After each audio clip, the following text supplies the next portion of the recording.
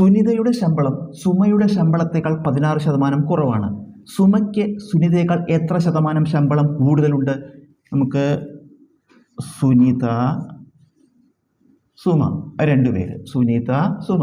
സുനിതയുടെ ശമ്പളമാണ് സുമയുടെ ശമ്പളത്തേക്കാൾ 16% കുറവാണ്. അപ്പോൾ സുനിതയുടെ ശമ്പളമാണ് കുറവ്. ആരെ വെച്ച് നോക്കുമ്പോൾ? സുമയുടെ ശമ്പളമായിട്ട് തട്ടിച്ച് നോക്കുമ്പോൾ സുമയുടെ ശമ്പളമായിട്ട് കമ്പയർ ചെയ്യുമ്പോൾ സുനിതയുടെ ശമ്പളം കുറവാണ്. എത്ര? 16% കുറവാണ്.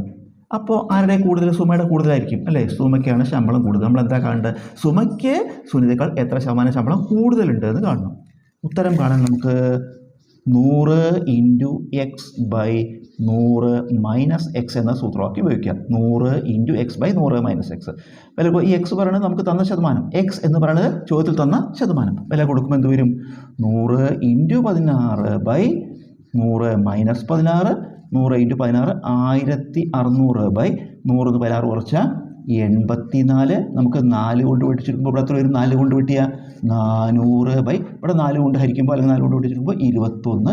ഇനി നമുക്ക് വെട്ടിച്ചെടുക്കാൻ പറ്റില്ല, നമുക്ക് ഹരിക്കുക. 400നെ 21 കൊണ്ട് ഹരിക്കുക.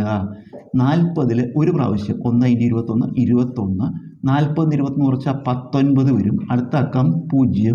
190 21 9 തവണ. 9 × 21 189. കുറയ്ക്കുമ്പോൾ 1. ഇത് ശിഷ്ടാണ്.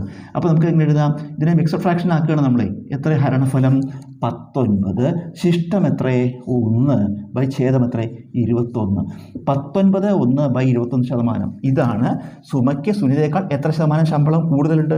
ഉത്തരം 19/1/21% എന്നാണ് ഉത്തരം. നമുക്ക് ഈ ചോദ്യത്തിലെ സുനിതയുടെ ശമ്പളം സുമയുടെ ശമ്പളത്തേക്കാൾ 16% കുറവാണെന്ന് പറയുന്നു.